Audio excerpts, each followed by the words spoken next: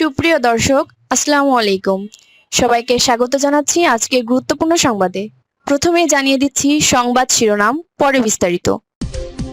শেষ সময়ে এসে ঘুরে গেল রাজনীতির মোড়।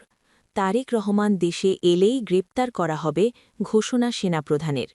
২৫ ডিসেম্বর ঘিরে তোলপাড় রাজনীতি। শুনছিলেন সংবাদ শিরোনাম, এখন বিস্তারিত। তার আগে হৃদয় ছুঁয়ে যাওয়া একটি আবেদন। যদি হাদি নামটি আপনার বুকের ভেতরটা কাঁপিয়ে দেয়, যদি দিনের আলোতে জনসম্মুখে গুলিবিদ্ধ হওয়ার সেই মুহূর্ত আপনাকে নীরব করে দেয়, তাহলে আজ চুপ থাকবেন না। একটি ছোট্ট শব্দ লিখুন কমেন্টে, হাদির ওপর হামলার বিচার চাই। আর দুহাত তুলে দোয়া করুন, হে আল্লাহ, শহীদ হাদিকে তুমি জান্নাতুল ফেরদাউস দান করো।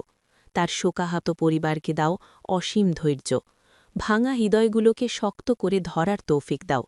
মনে রাখবেন, আপনার একটি দোয়া, একটি ছোট্ট কমেন্ট, হয়তো সেটাই আজ হাদির পরিবারের জন্য সবচেয়ে বড় শক্তি, সহযোদ্ধাদের জন্য সবচেয়ে বড় সান্ত্বনা হয়ে উঠবে। আর যদি সত্যিই আপনি অন্যায়ের বিরুদ্ধে দাঁড়াতে চান, যদি চান এই রক্ত যেন বৃথা না যায়, তাহলে এখনই আমাদের চ্যানেলটি সাবস্ক্রাইব করুন, ভিডিওটি শেয়ার করুন, যাতে এই হামলা চাপা না পড়ে, যাতে অপরাধীরা আড়ালে লুকোতে না পারে, যাতে একদিন তারা আইনের কাঠগড়ায় দাঁড়াতে বাধ্য হয়। চলুন, বেশি কথা না বাড়িয়ে বিস্তারিত জেনে নিই। শেষ সময় এসে ঘুরে গেল রাজনীতির মোড়। তারেক রহমান দেশে এলেই গ্রেপ্তার করা হবে ঘোষণা সেনাপ্রধানের। ২৫ ডিসেম্বর ঘিরে তোলপাড় রাজনীতি। প্রায় দেড় যুগে নির্বাসিত জীবন শেষে আগামী ২৫ ডিসেম্বর দেশে ফিরছেন বিএনপির ভারপ্রাপ্ত চেয়ারম্যান তারেক রহমান। এমন আলোচনা ঘিরেই দেশের রাজনৈতিক অঙ্গনে শুরু হয়েছে ব্যাপক তোলপাড়। দীর্ঘদিন ধরে চলা জল্পনা কল্পনার অবসান ঘটিয়ে তার এই সম্ভাব্য প্রত্যাবর্তন শুধু বিএনপির রাজনীতিকেই নয়, বরং রাষ্ট্রীয় ক্ষমতার ভারসাম্য, আইনশৃঙ্খলা পরিস্থিতি এবং আসন্ন জাতীয় নির্বাচনকে ঘিরেও নতুন করে উত্তেজনা সৃষ্টি হয়েছে। বিশেষ করে তার দেশে ফেরার পর গ্রেপ্তার হবে কিনা, রাষ্ট্রের নিরাপত্তা বাহিনী কী ভূমিকা নেবে, সেনাবাহিনীর অবস্থান কী হতে পারে, এই প্রশ্নগুলো এখন রাজনীতির কেন্দ্রবিন্দুতে। রাজনৈতিক মহলে আলোচনা চলছে তারেক রহমান দেশে পা রাখার সঙ্গে সঙ্গে আইনি প্রক্রিয়া সক্রিয় করা হবে কিনা, এবং সেক্ষেত্রে রাষ্ট্রের সর্বোচ্চ নিরাপত্তা কাঠামোর সিদ্ধান্ত কী হবে। প্রত্যাবর্তন শুধু ব্যক্তিগত নয়, রাষ্ট্রীয় ইস্যু। রাজনৈতিক বিশ্লেষকদের মতে তারেক রহমানের দেশে ফেরা কোনো সাধারণ রাজনৈতিক ঘটনার মধ্যে পড়ে না। এটি একটি দীর্ঘ রাজনৈতিক অধ্যায়ের সম্ভাব্য সমাপ্তি এবং একই সঙ্গে নতুন অধ্যায়ের সূচনা। তার নেতৃত্বে বিএনপি নির্বাচনে গেলে রাজনৈতিক সমীকরণ বড়ভাবে বদলে যেতে পারে। ফলে তার দেশে ফেরার দিনটিকে ঘিরে রাষ্ট্রযন্ত্রের প্রতিটি স্তরই সতর্ক অবস্থানে রয়েছে। এই প্রেক্ষাপটে গ্রেপ্তার ইস্যু রাজনৈতিক উত্তেজনাকে আরও ঘনীভূত করেছে। আইনগত দৃষ্টিকোণ, রাজনৈতিক বাস্তবতা এবং নিরাপত্তা বিবেচনা, এই তিনটির সমন্বয় কিভাবে হবে তা নিয়েই চলছে নানা বিশ্লেষণ। নির্বাচন সামনে রেখে বাড়ছে চাপ। নির্বাচনের আগ মুহূর্তে তারেক রহমানের দেশে ফেরার সম্ভাবনা বিএনপির জন্য যেমন বড় শক্তি হতে পারে, তেমনি সৃষ্টি করছে একাধিক চ্যালেঞ্জ। দলের ভেতরে মনোনয়ন কেন্দ্রিক দ্বন্দ্ব, নেতৃত্বের প্রতিযোগিতা এবং মাঠ পর্যায়ে অসন্তোষ ইতোমধ্যে দৃশ্যমান। এসব দ্বন্দ্ব সামাল না দিতে পারলে তা নির্বাচনের মাঠে বড় সংকটে রূপ নিতে পারে। একই সঙ্গে জাতীয় পর্যায়ে আইনশৃঙ্খলা পরিস্থিতি নিয়েও উদ্বেগ রয়েছে। বড় রাজনৈতিক সমাবেশ, রাজপথের কর্মসূচি এবং প্রতিক্রিয়াশীল পরিস্থিতি সামাল দেবার সক্ষমতা এখন বড় প্রশ্ন। গ্রেপ্তার বিতর্ক এবং সেনাবাহিনীর প্রসঙ্গ। তারেক রহমান দেশে ফিরলে তাকে গ্রেপ্তার করা হবে কিনা, এই প্রশ্নের সঙ্গে যুক্ত হয়েছে সেনাবাহিনীর ভূমিকা নিয়ে আলোচনা। যদিও এ বিষয়ে কোনো আনুষ্ঠানিক ঘোষণা নেই, তবু রাজনৈতিক মহলে সেনাপ্রধানের অবস্থান, রাষ্ট্রীয় নিরাপত্তা সিদ্ধান্ত এবং সংকট ব্যবস্থাপনা নিয়ে নানা জল্পনা চলছে। একটি মহল মনে করছে, গ্রেপ্তার প্রশ্নে কঠোর অবস্থান নিলে রাজনৈতিক পরিস্থিতি আরও উত্তপ্ত হতে পারে। অন্যদিকে আরেক পক্ষের যুক্তি, আইনের শাসন প্রশ্নে রাষ্ট্রকে সিদ্ধান্ত নিতেই হবে। এই দ্বন্দ্বই ২৫ ডিসেম্বরকে ঘিরে রাজনৈতিক উত্তেজনা বাড়িয়ে তুলেছে। সামাজিক যোগাযোগ মাধ্যমে তীব্র লড়াই।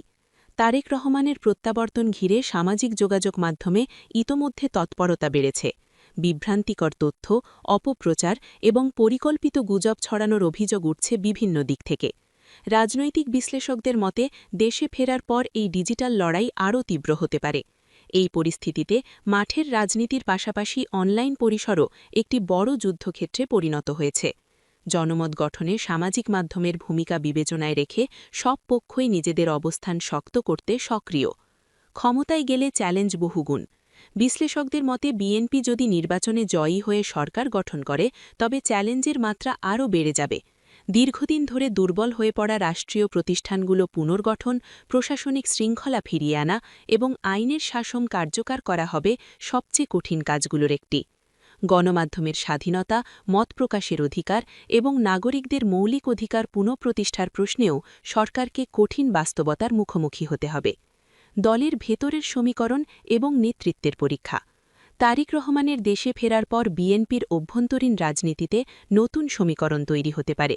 প্রভাব বিস্তারের প্রতিযোগিতা, নেতৃত্বের কাছাকাছি যাওয়ার চেষ্টা এবং অনানুষ্ঠানিক বলয় গঠনের প্রবণতা দলীয় ঐক্যের জন্য বড় চ্যালেঞ্জ হয়ে উঠতে পারে।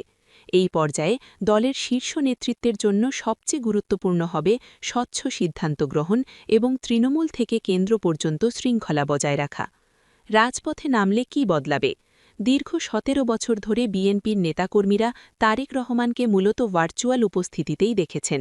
সশরীরা নেতৃত্ব দেওয়ার সুযোগ না থাকায় মাঠ পর্যায়ে যে শূন্যতা ছিল, তারেক রহমানের প্রত্যাবর্তনে তা অনেকটাই পূরণ হতে পারে বলে মনে করছেন দলটির নেতাকর্মীরা।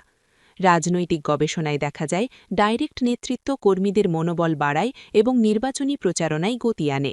তারেক রহমানের উপস্থিতি নির্বাচনের মাঠের চিত্র বদলে দিতে পারে। নতুন ভোটারদের ভূমিকা। দেড় যুগে ভোটার তালিকায় যুক্ত হয়েছে একটি বড় নতুন প্রজন্ম।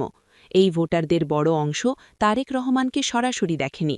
দেশে ফেরার পর তার বক্তব্য, কর্মসূচি এবং রাজনৈতিক রূপরেখা এই নতুন ভোটারদের ওপর উল্লেখযোগ্য প্রভাব ফেলতে পারে। বিশ্লেষকদের মতে সিদ্ধান্তহীন ভোটাররা সাধারণত সংগঠিত ও শক্তিশালী নেতৃত্বের দিকেই ঝুঁকে পড়ে। শেষ কথা, সব মিলিয়ে ২৫ ডিসেম্বর তারেক রহমানের দেশে ফেরার সম্ভাবনা বাংলাদেশের রাজনীতিতে এক বড় মোড় নিতে যাচ্ছে।